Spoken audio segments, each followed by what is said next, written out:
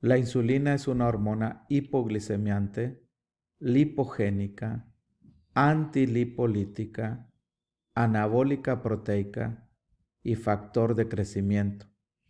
Antes de ver cada una de las acciones en detalle, es necesario que tengamos una visión panorámica del metabolismo. La glucosa entra a las células y se convierte en glucosa 6-fosfato. Esto lo hace a través de transportadores. En el caso del músculo esquelético y tejido adiposo, tenemos el transportador GLUT4. La glucosa también puede salir cuando pierde su fosfato, y esto es sobre todo en los órganos gluconeogénicos, como son el hígado y el riñón. La glucosa se utiliza como fuente de energía y se convierte en la primera fase en piruvato. Esta es la llamada glicólisis o glucólisis. El piruvato, mediante una reacción, se convierte en acetilcoenzima A, la cual entra en el llamado ciclo de Krebs para generar, por un lado, electrones que van a ser transportados y tener como aceptor último de esos electrones el oxígeno, y se produce agua. Por otro lado, en esa reacción que se llama fosforilación oxidativa. Por otro lado, tenemos la producción de CO2 durante el ciclo de Krebs. La glucosa también se convierte en glucógeno en el hígado y en el músculo esquelético. Este vía se llama la glucogénesis y también se degrada cuando es necesario de glucógeno a glucosa 6-fosfato por medio de la glucogenólisis. Por otro lado, la acetilcoenzima A es precursora de varias sustancias. Es un compuesto que está en el metabolismo intermediario entre el anabolismo y el catabolismo. Y aquí podemos ver cómo a partir de acetilcoenzima A, mediante la vía de la síntesis de ácidos grasos, obtenemos los ácidos grasos, los cuales se combinan con el glicerol para dar triglicéridos. Estas dos son vías lipogénicas. Cuando se requiere utilizar la grasa, los triglicéridos se degradan en glicerol y ácidos grasos. Esta vía es una vía lipolítica junto con la oxidación de los ácidos grasos, la llamada beta oxidación, que genera acetilcoenzima A.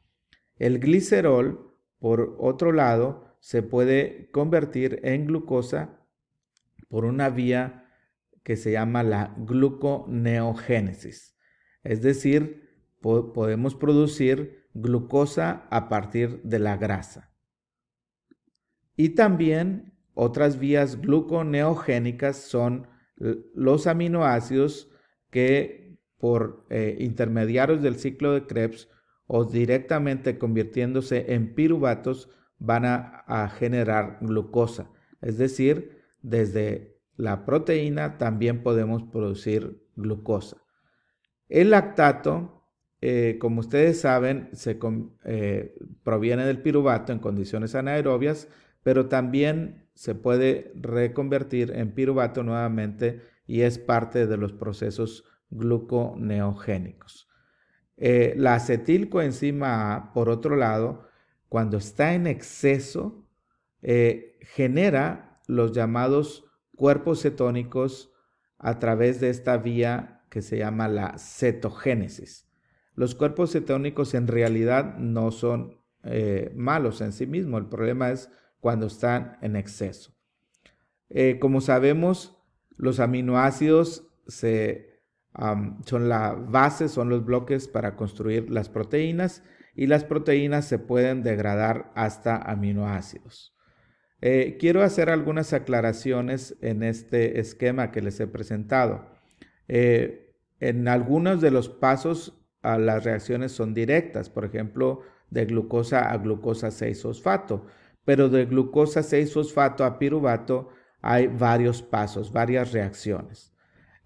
Por otro lado, como pueden ustedes ver, los colores verde son las reacciones o las vías metabólicas que son favorecidas por la insulina, que incluyen la captación de glucosa, la conversión a glucógeno, la utilización de la glucosa hasta generar la acetilcoenzima A y la formación de las proteínas, ¿sí? A partir de los aminoácidos, y también cuando hay un exceso de acetilcoenzima A,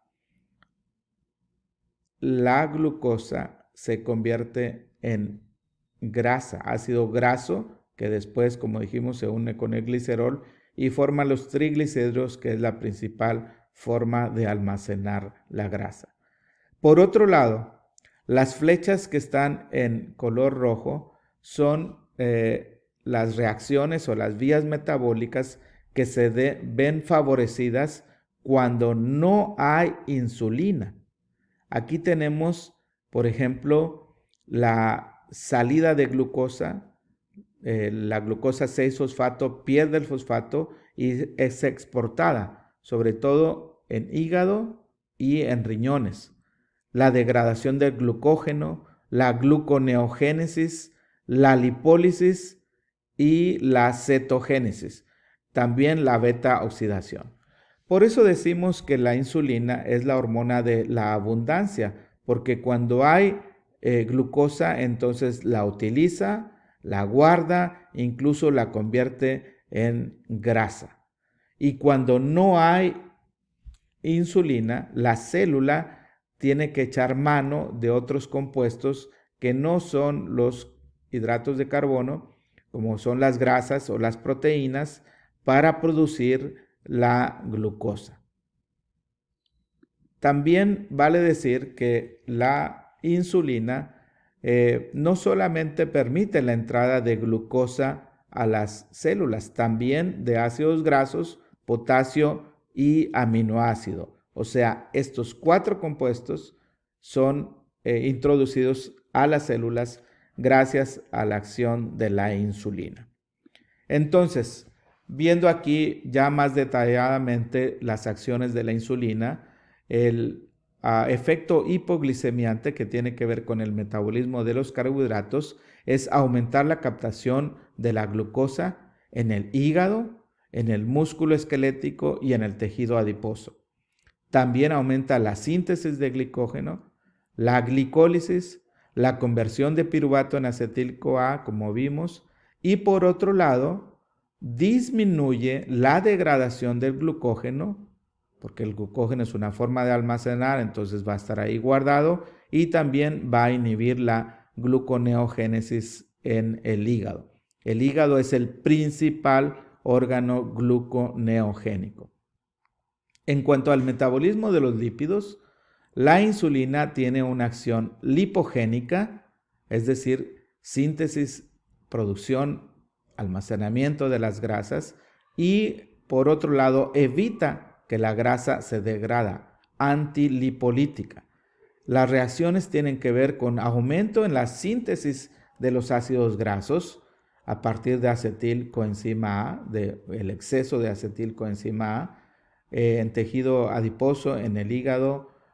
Aumenta también la captación de los ácidos grasos, como mencioné, es una de las acciones de la insulina, la síntesis de triglicéridos, la síntesis de colesterol, que también proviene a partir de acetilcoenzima A, la disminución de la oxidación de los ácidos grasos y la disminución de la ruptura de los triglicéridos. Estos últimos dos son las acciones antilipolíticas. En el metabolismo de las proteínas, el efecto global es un efecto anabólico proteico. La insulina es necesaria para desarrollar músculo, aumenta la captación de aminoácidos y la síntesis de proteínas. En cuanto al efecto proliferativo como factor de crecimiento, la insulina aumenta la síntesis de los ácidos nucleicos, así como también el crecimiento y la replicación celular.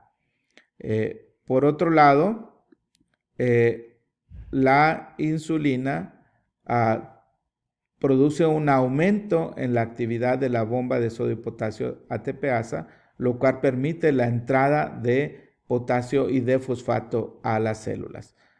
Además, la insulina inhibe la síntesis y secreción de glucagón, un efecto parácrino, inhibe la síntesis del factor de crecimiento semejante a insulina, la síntesis de esteroides y además prepara la glándula mamaria para la lactancia y la lactogénesis. Los efectos lipogénicos y antilipolíticos de la insulina se resumen en un aumento en la síntesis de los ácidos grasos, activando a la enzima acetilcoenzima A carboxilasa. La oxidación de los ácidos grasos se ve disminuida, es decir, se queda guardado el ácido graso inhibiendo a esta enzima. Además, aumenta la síntesis de triglicéridos y por otro lado disminuye la actividad de la lipasa de los triglicéridos para mantenerlos en forma guardada. La insulina influye en el metabolismo de los lípidos, de las proteínas, casi tanto como en los carbohidratos. Generalmente, cuando hablamos de insulina, pensábamos nada más en carbohidratos, pero su efecto en lípidos y proteínas es igual de importante. Como ya hemos dicho, la insulina es la hormona de la abundancia, es decir, cuando hay suficiente alimento, la insulina lo va a guardar y el exceso lo va a convertir en grasa. Cuando no hay insulina, ya mencionamos varios efectos y podemos ver aquí cómo es que la falta de la insulina, este es un experimento hecho en animales, se quitó totalmente el páncreas aquí y entonces en pocos tiempo, menos de un día, se empieza a elevar la glicemia, pero también los ácidos grasos en la sangre porque no van a ser introducidos y la producción de los cuerpos cetónicos, uno de los cuales es el ácido acetoacético, también aumenta. En cuanto a la secreción de insulina, la glucosa es el principal regulador de la secreción de insulina. En las células beta existe un transportador llamado GLUT2, el cual es el transportador y también sensor de la glucosa que está siendo introducida a esas células. Esta glucosa se utiliza y entonces hay producción de energía. El ATP lo que va a hacer es este aumento de ATP, la relación de ATP-ADP va a cerrar a los canales de potasio que son sensibles al ATP y esto produce una despolarización de la membrana y apertura del canal de calcio. Cuando el calcio entra, entonces se produce la exocitosis de tres cosas: la insulina y el péptido C, que como dijimos provienen de la proinsulina. Aquí solamente la insulina tiene la actividad biológica. Y aquí vemos entonces el transportador GLUT2, cómo la glucosa está entrando, se convierte finalmente en piruvato y en esas vías de la glicólisis se produce ATP, aumenta la relación ATP-ADP y el canal de potasio se cierra produciendo despolarización, lo cual permite entonces que el calcio entre por un canal voltaje dependiente y produce la exocitosis. Pueden ver ustedes aquí que hay gránulos en las células beta que tienen ya la insulina preformada. Entonces, hay varios estímulos para secretar insulina, siendo el principal de ellos el aumento de la glicemia, pero también los ácidos grasos libres, los aminoácidos, incluso las llamadas hormonas gastrointestinales incretinas, que incluyen al péptido inhibidor gástrico, a los péptidos glucagonoides